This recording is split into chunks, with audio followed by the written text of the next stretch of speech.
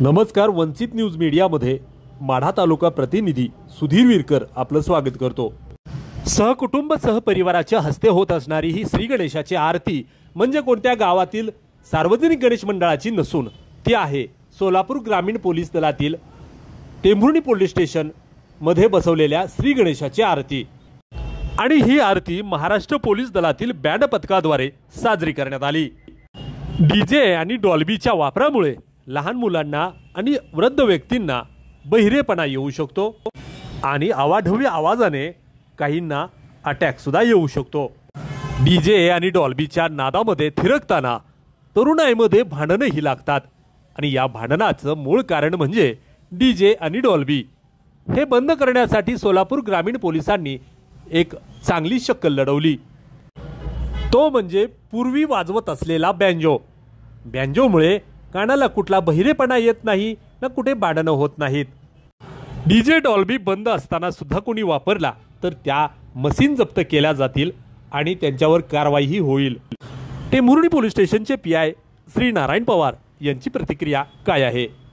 या ठिकाणून बँड पथक पोलीस स्टेशनला पाठवण्यात आलेलं आहे आणि या बँड पथकाच्या माध्यमातून या ठिकाणी आज गणपतीची आरती घेण्यात आलेली आहे आणि बाकी इतर गीत पण गायण्यात आलेले आहेत। आणि माननीय जिल्हाधिकारी साहेब यांनी डीजे डॉल्बी आणि लेझर यावर प्रतिबंध केलेला आहे।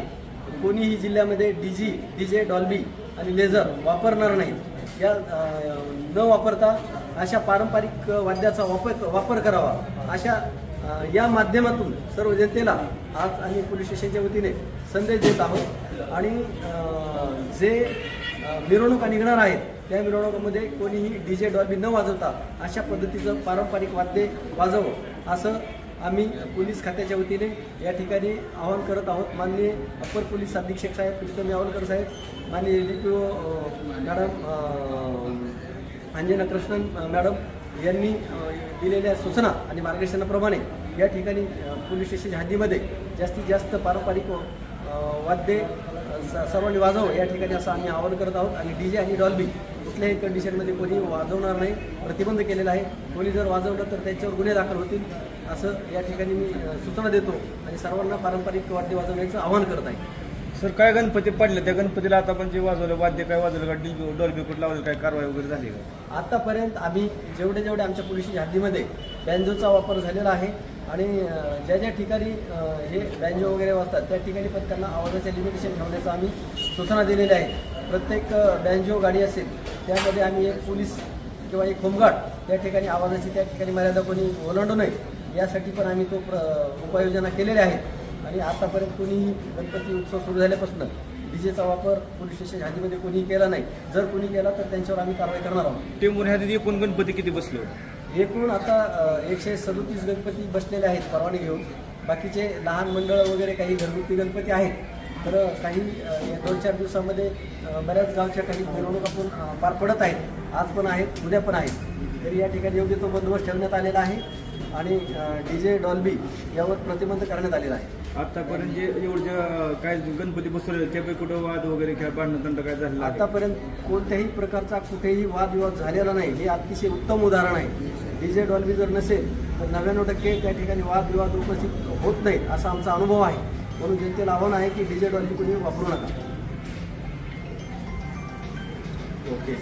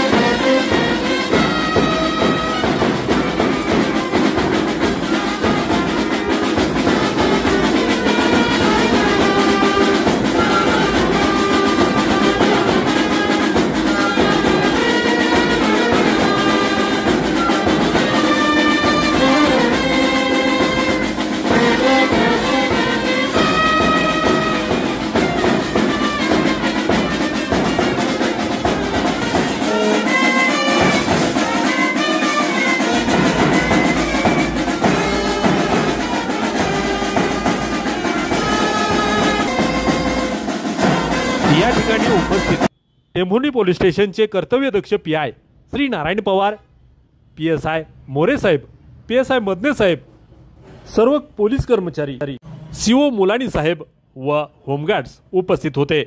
वंचित न्यूज मीडियासाठी माढा तालुका प्रतिनिधी सुधीर विरकर।